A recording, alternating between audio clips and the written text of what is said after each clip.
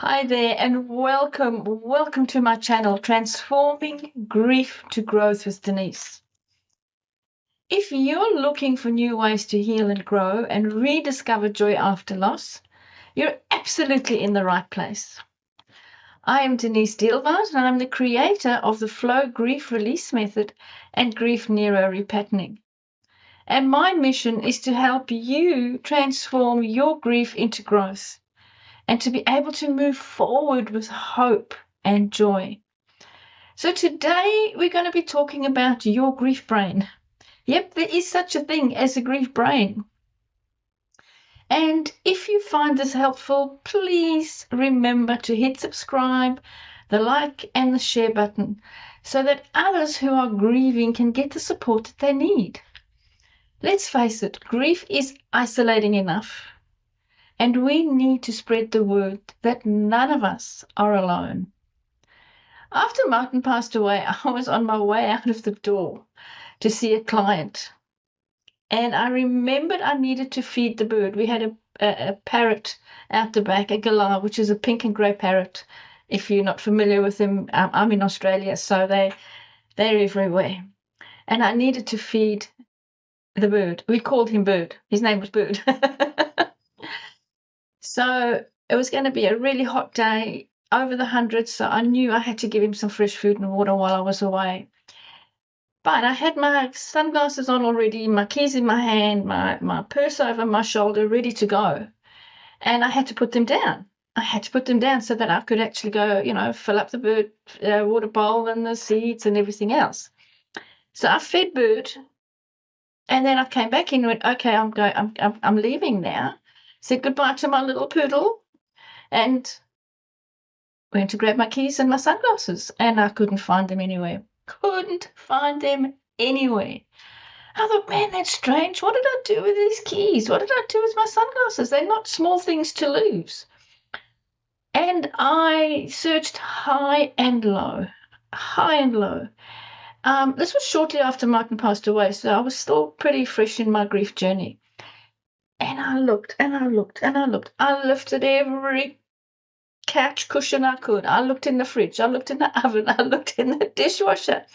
I could not find these keys. Now, I couldn't leave, obviously, without my keys. And I was on a time frame because I was going to see a client. So I couldn't just go, oh, well, I'm not going anywhere today. I'll just stay at home. So I scrambled and rushed to go and get the spare key and went without sunglasses. And in the Australian heat and the sun and a hot day, I was like squinting driving. But all the day I'm thinking, what did I do with those keys and my sunglasses? Well, 3 months later, yeah, 3 months later, I was sitting back enjoying a wine, watching my favorite TV show, and I look up, and on top of the TV, what do I find? What's there? Yeah, you guessed it. My sunglasses and my keys. This is after I bought new sunglasses and I'd been using my spare key for 3 months. And I went, wow, how did I not see that? I just didn't see it. Now, bear in mind that I watch the TV every night. Or if not every night, every second night. I walk past it every day. But I never ever saw my keys. I just physically never saw my keys or my sunglasses. That's grief brain. I didn't even know that it existed. That's our grief brain, or grief fog, or widow fog. If you've ever, I don't know, you've all done this. Have you ever opened the fridge and stared at the milk like it was about to explain itself to you? Or you've completely forgotten something obvious? You're not broken. You're human. Your brain is doing exactly what it is wired to do in the middle of grief. It's keeping you safe. So stick with me, because in the next 20 minutes, we're going to move from, I swear I'm losing it, to, oh, that explains why my brain feels like soup at the moment. My daughters and my sons thought that I was getting Alzheimer's. I was 51 when Martin passed away. And they would say to me, "Hey, Mum, you've already told us that. Hey, Mum, I know. Hey, Mum, what do you mean you've forgotten how to get to the shops?" I had a client, Eve, a beautiful widow whose husband passed away just at the beginning of COVID. So she was locked up in isolation. But when she went to do her shopping and she went to the store, she had to put on her navigation. She couldn't get home without her navigation. Not because she didn't know where she was or what she was doing. She just couldn't remember how to get home. She would get lost on the way home from the store that she'd gone to for the last 30, 40, 50 years. You see, grief doesn't just break your heart. It rewires your brain. Your logical, organized brain, the one that helps you plan and make sense of life, that just gets shoved aside. Okay, we don't need you anymore. The survival part of your brain, the limbic system, just takes the wheel. We've got to survive this. That's why you blank out in mid-sentence. You're talking away and you go, "Oh, what was I saying?" You forget birthdays or even lose track of your own address, like Eve did. Got to put it into the navigation system, otherwise I'm not going to get home. This is grief brain, and it's as real as it gets. So drop a comment if you've had your own grief brain moment. Share with us, share with me, share with everybody. I'd love to hear your story. Reading a single paragraph feels like you're trying to translate hieroglyphics. What? Huh? Nothing is going in. It's just like, okay, that doesn't make sense. Or you put your phone in the freezer and then search for an hour. And oh boy, let's talk about decisions. Every decision you have to make feels 10 times heavier than it should. Even to the small decision of what am I going to eat today? Or should I even eat? Does that sound familiar to you? You're not alone. That's the good news, is you're not alone. Research shows that 90% of grieving people experience serious memory problems, especially in the first 6 months. You see, what happens inside your brain? Let's have a look at what really happens inside your brain.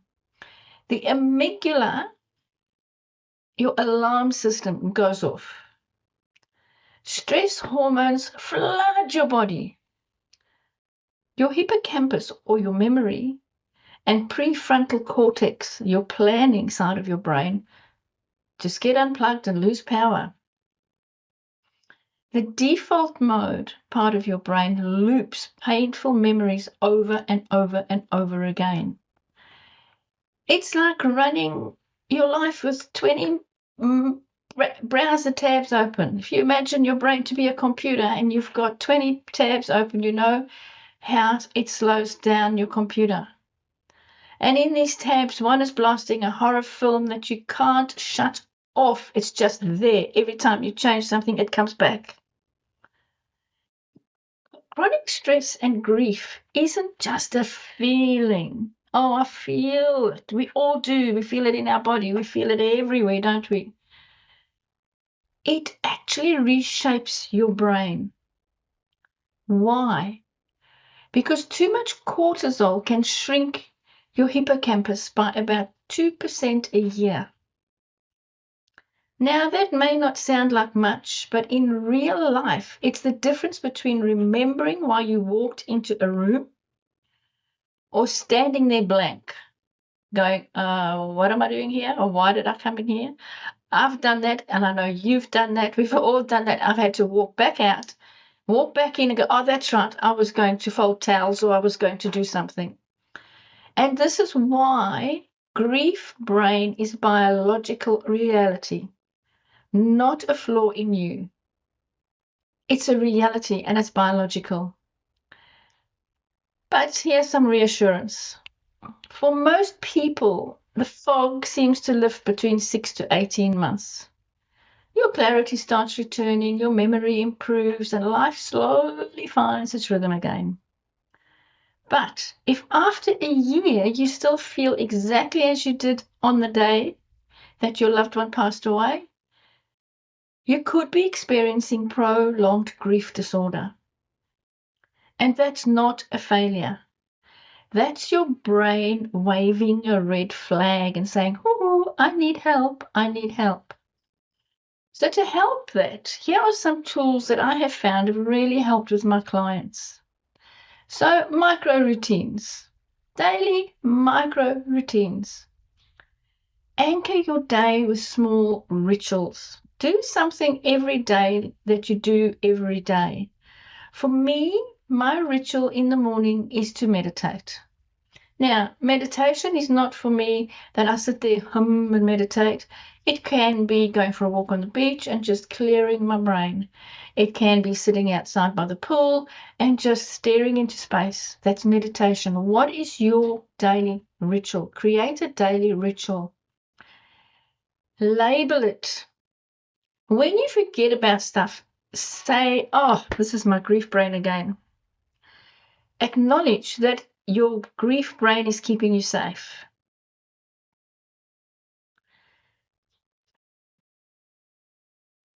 External brain. Keep notes, alarms, calendars, offload memory tasks. So keep your brain in check by keeping notes. I had to keep notes of everything that I did in the day. I had to keep notes of feed the dog. Of course, I couldn't remember if I fed the bird and the dog and the cat. Keep alarms. Oh, I've got to shower this morning. And it's those little things. So don't try and keep everything in your brain and your memory. Here's the big one, is move your body. Move. Go for a walk. Go for a stretch. Do some Tai Chi, some yoga, but move your body because movement rebuilds brain cells. Also, here's a breathing technique. It's only a 2-minute breathing technique because breathing helps us relax and it helps give oxygen to our brain. So here's a 2-minute breathing technique. Inhale and count to 4. So we inhale, 1, 2, 3, 4. Hold for 1 and exhale to 6. 2, 3, 4, 5, 6. Do that for 2 minutes and you will be amazed how it'll clear your brain because you're getting oxygen to your brain. Create a safe talk environment who you can talk to about your grief. Now, sharing your story is great, but you don't want to continuously share your story because that creates you keeping you stuck. It creates you going over and over your sad story all the time, which is not helpful either. But share your story, share your life that you shared with that person, with your loved one. Don't keep them a secret. Share, and share. After Martin passed away, I had, as many of you know, your friends, family, people just disappear out of your life. And we have to make a new life. We have to start over. We have to start reimagining a new life. Whether you've lost a child, you've lost a husband, you've lost a parent, it doesn't matter. There's that part of your life is over. So it's reimagining a new life without them. But today, I'm happy to say that all my friends that I have now know who Martin is. They know Martin as though he was part of their life as well. Because I always share. I share his love. I share the funny sides. I share the heartache. I share the arguments we had when we were married. Because let's face it, no relationship is roses, lollipops, and unicorns, is it? So safe talk. Which one of these do you already use? Or which ones would you like to try? Let me know in the comments below. There are so many myths about grief and grief healing and what we should do and what we shouldn't do. Let's look at the top 3. The first one is that, hey, just wait. Time heals all. Just wait. Time heals all. Within time, everything will get better. Well, no. We can't just sit back and wait for time, because time is time. It just moves so fast. The key is time plus active processing heals. So we have to be active, and we have to be doing something, doing the inner work on ourselves, healing ourselves. That heals. Time alone doesn't heal. It's like looking at a tire. You're driving along and your tire gets a puncture. So you get out of the car and you look at it. You're staring at it. And somebody pulls up and says, "Can I help you? What are you doing? Are you okay?" And you go, "Yeah, I just got a flat tire." And they go, "Well, are you going to do anything about it?" And you go, "No, I'll just wait here for time." It's the same thing. That sounds really silly, but it's the same thing. We can't wait for time. Time is just numbers on a clock. The next one I see with all my clients, most of my clients, I did it myself. Stay busy, keep busy. I've got to keep busy. I had, I call it my previous life, I had a bookkeeping business where I helped small business with their tax and their bookkeeping and all that type of thing. And I just flew and threw myself into my business after Martin passed away, because I thought by keeping myself busy, I wouldn't feel the pain. Here's the thing. Constant busyness keeps your stress hormones high. Rest is healing. We have to feel what we're feeling. We have to acknowledge it so that we can heal it. Another one is that there are 5 stages in grief. Oh my goodness, if I have to see how many of my clients have been stuck in grief because they're trying to navigate the 5 stages, and they say to me, "Denise, what stage of grief am I in? Am I in this stage or am I in that stage?" Grief is grief, and you're going to go up and down, higgledy-piggledy all day long. It's a roller coaster. So when do you need to look for help? As I said, grief brain is normal, but there are red flags.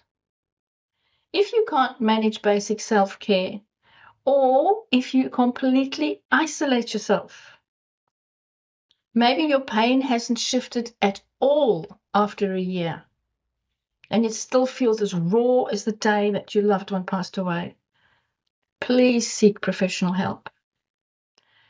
Your brain has what we call neuroplasticity. Means it can rewire itself. It can heal and will heal with the right help and actions. Here's the most exciting part. Most brains, even after profound loss, do recover. I got my brain back eventually when I started doing the inner work on myself. And a 2022 study found that once stress levels calm, the hippocampus, the memory hub we talked about, actually regrows. You see, your brain is wired for healing.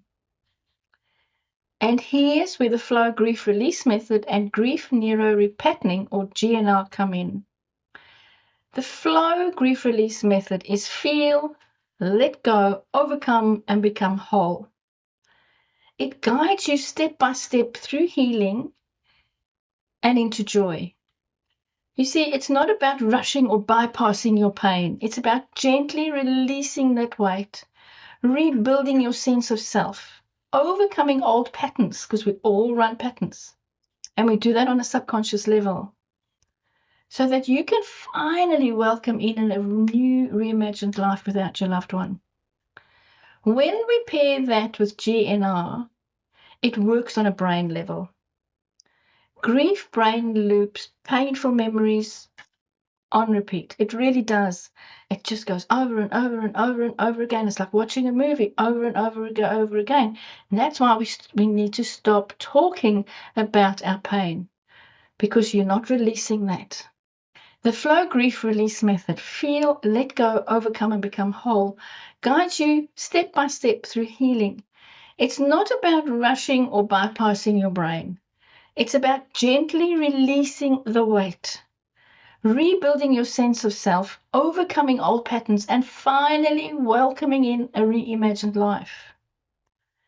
And paired with that, GNR works on a brain level. GNR interrupts those loops. It helps your brain create new, healthier pathways. So instead of being stuck in survival, you begin to rewire your brain towards calm, clarity, hope, and even joy. Together, flow and GNR give your heart and your brain what they need, a way forward that is compassionate, structured, and rooted in real neuroscience. GNR is grief neuro-repatterning. Your brain wants to heal, and so does your heart. And with the right tools, both can move you forward together. So, the next time you lose your sunglasses or your keys, or you have milk in the dishwasher and dirty dishes in the fridge, remember, you're not broken. Your brain is protecting you. Please be gentle. Trust that every breath, every walk, every small act of compassion towards yourself is part of your healing journey. And if you've been living with grief brain, the fog, the forgetfulness, the looping memories, and no matter how much you talk about it, you still feel stuck, please know this is not your fault. What you need now is more than words. You need a method that helps your brain release the pain.